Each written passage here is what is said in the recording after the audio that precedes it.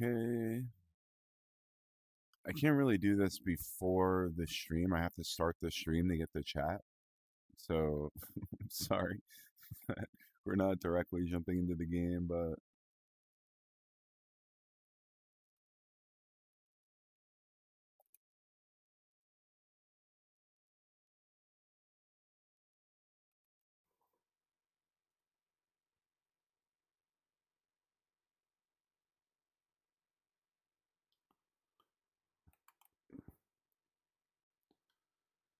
come on.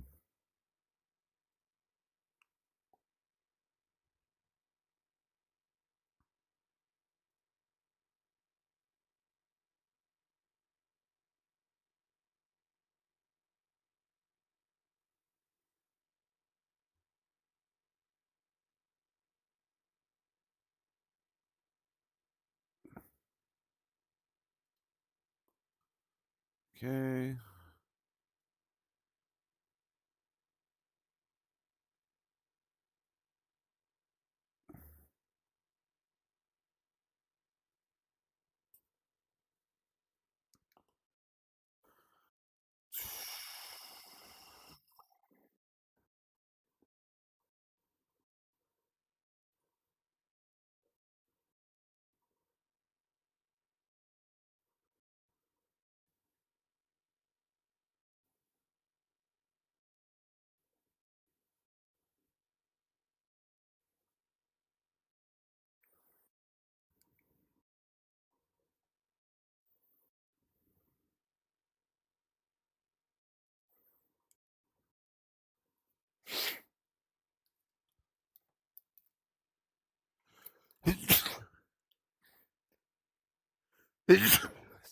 Excuse me. Sorry about that. Okay, so the mic's working. Okay.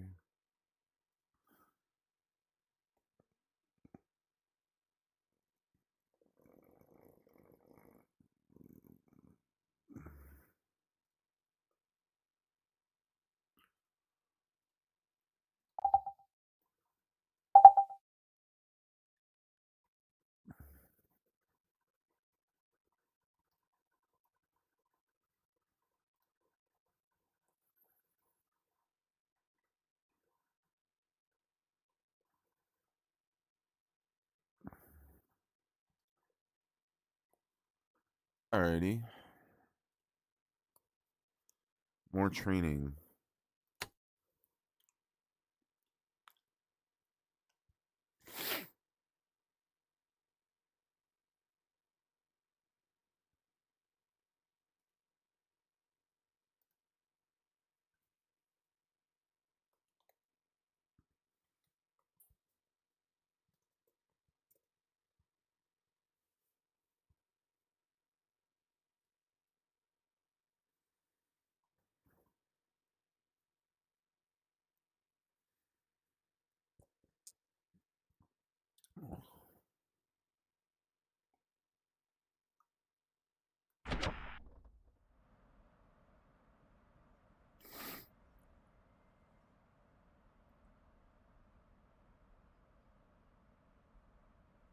Good morning and welcome to your first lesson in the AJS 37 Viggen conversion course.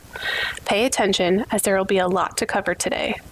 Please do not press any buttons or switches unless instructed to do so. If you have a throttle on your joystick or are using a HOTAS setup, please move it to the idle position. If at any time you need a break, press pause.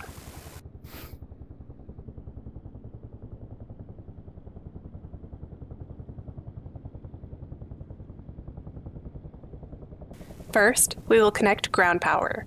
This will allow you to conduct most of the pre-flight checklist without starting the engine. Press the communication key, then press F8 for the ground crew, followed by the Request Ground Power option. The crew chief will now connect the ground power unit, which will provide AC power and cool air. Oh, I didn't plug in my joystick. Let me see if it'll read it after plugging it in.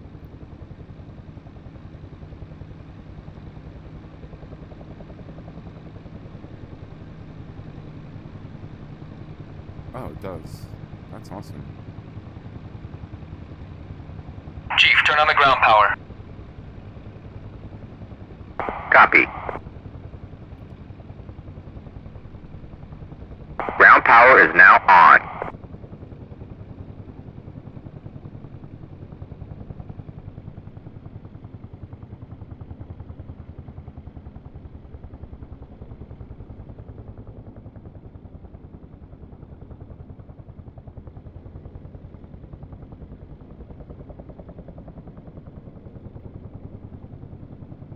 Set the main power switch to the on position in order to enable the main power bus.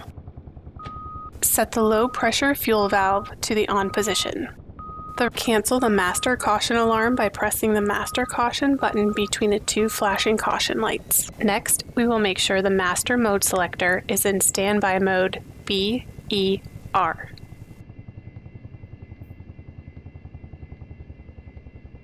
Make sure the auto throttle is set to off and in the upper position, and the landing gear lever is in the extended lower position.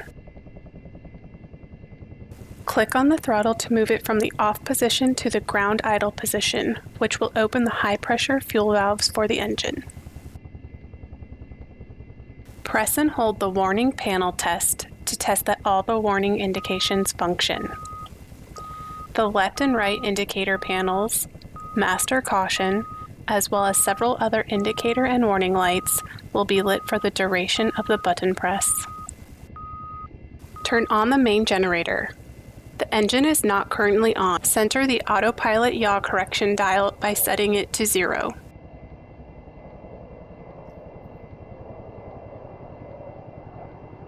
Confirm the yaw trim is centered. The trim is centered when the trim indicator pin is visible.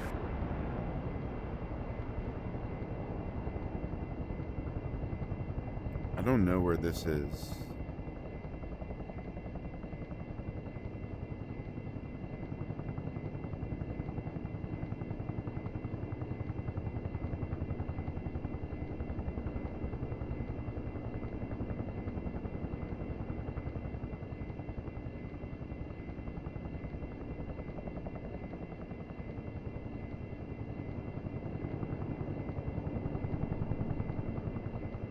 I'm just gonna assume it's good. Set the radio to normal plus guard, which will enable the main radio while still monitoring the guard frequency.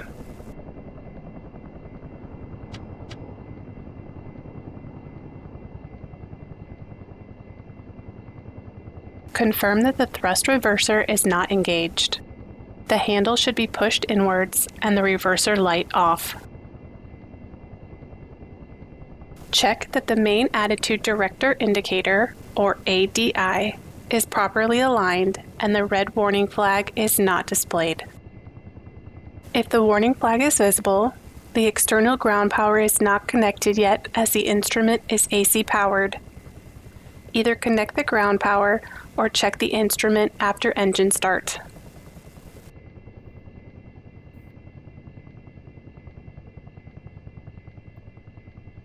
Set the HUD reflector glass to the lower position so that the takeoff symbology can be properly displayed. The HUD is not currently on, so nothing is displayed. Set the HUD slave switch to off. Set the CI HUD altitude source to barometric altitude. Pull the knob to uncage the backup artificial horizon.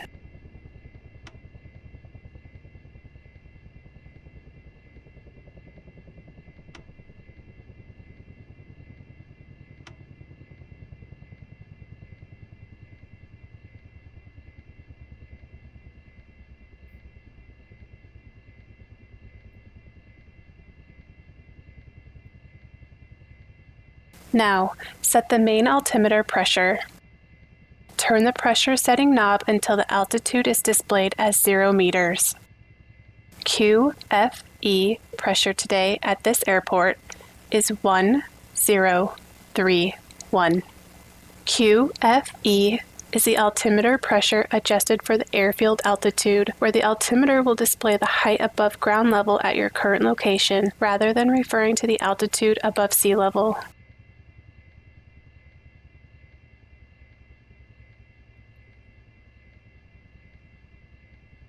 Set the backup altimeter pressure. Turn the knob until the altitude is set to 0.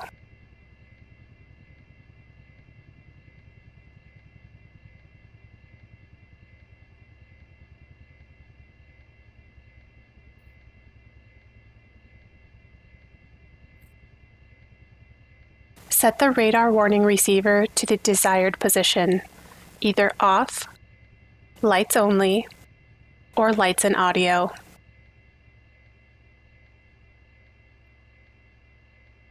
Now turn on the external lights. Set the navigation lights to full. Set the anti-collision lights to on. Set formation lights and position lights to on. Confirm the setting or set the local magnetic declination, which in this part of the world is about 6 degrees.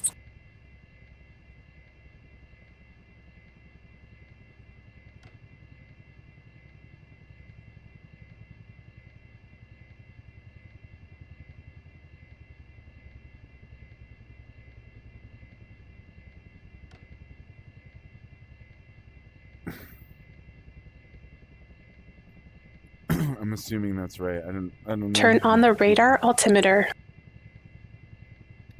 Next, we will load the data cartridge to load our flight plan and system presets. Set the data selector knob to mode REF LOLA. Set the input-output switch to in. Enter the code 9099, which is the code of a fictional airfield number 99, which will cause the data cartridge to press the LS waypoint button to enter. The first digit 9 will flash until the transfer is complete. If completed, set the input-output switch to out. Open the oxygen valve by moving the lever forward. Close the canopy by pushing the canopy lever forward. The canopy will close and lock into place. Now, we will start the engine. We have already opened all the necessary fuel valves, so all that you have to do is press the start switch. Keep the switch pressed for 2 seconds, and the start sequence should begin automatically. The start system light will appear on the right indicator warning panel and indicates that the start sequence has started. The electric starter motor followed by the gas turbine starter will automatically start and will accelerate up to working RPMs. The gas turbine starter will now start powering the gas generator of the engine, as seen by the increasing RPMs. The ignition system's light will appear and indicates that the ignition coils in the engine have started. The increasing engine RPM can be seen on the RPM gauge, as well as the increasing exhaust gas temperature on the EGT gauge. The engine will now accelerate up to idle RPMs. Once completed, the lights for the start and ignition systems will disappear.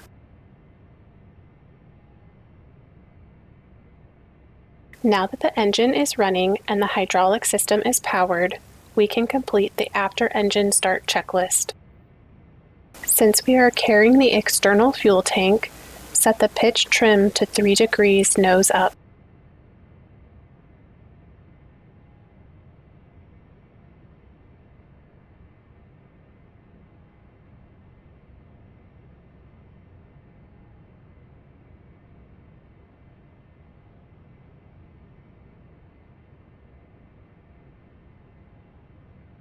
Set the ejection seat safety to off by turning the ejection safety lever above and behind your head to the stowed position.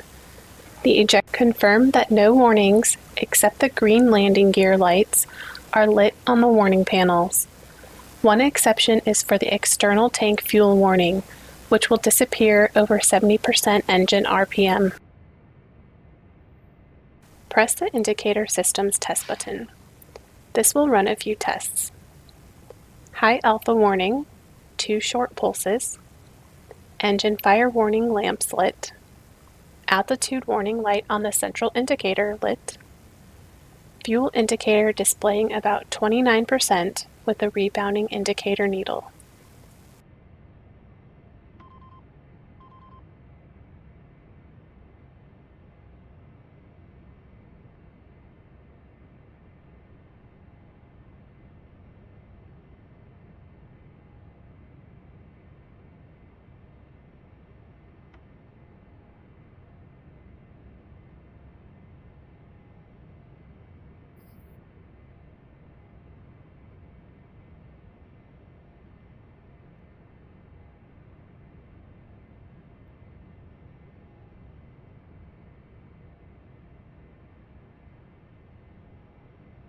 Set taxi, landing light to taxi.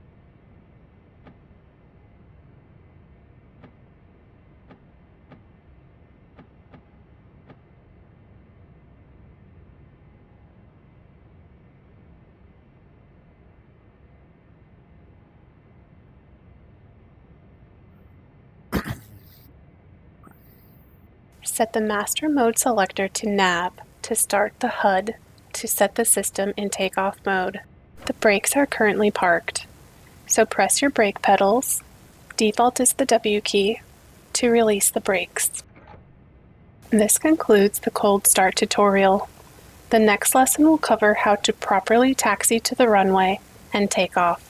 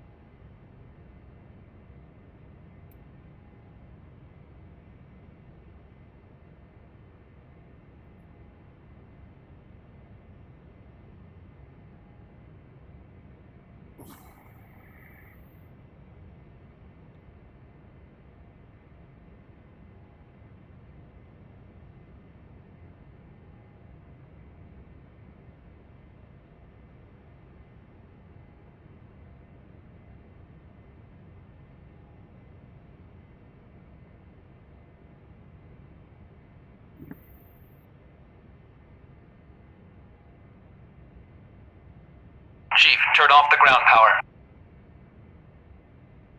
Copy. Ground power is now off.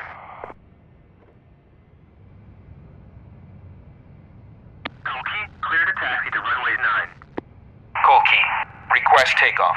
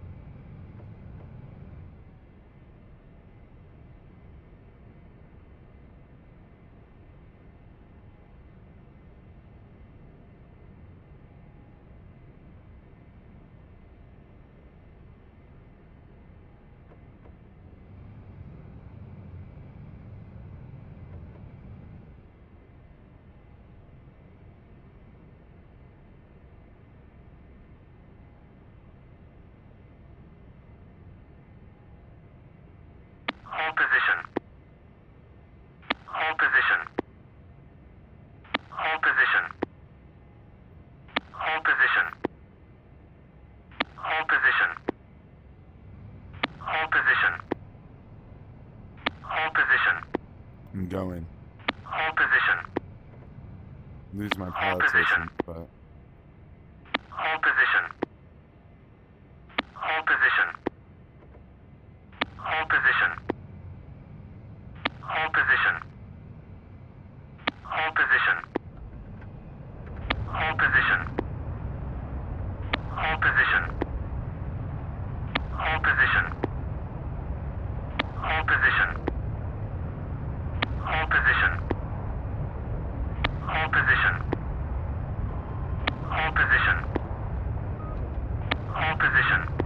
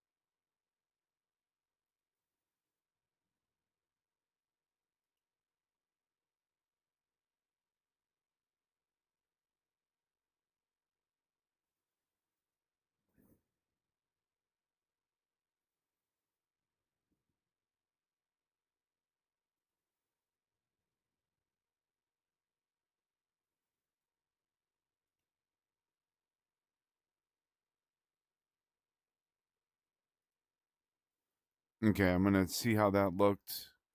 Thanks everyone for chilling today. Sorry I didn't talk much, but we're just trying to see if this this formatting for the screen is right. So I need to like look through and make sure through the last flight. I can't really watch while I have the headset on, so I'm gonna go check that out and I will be back later.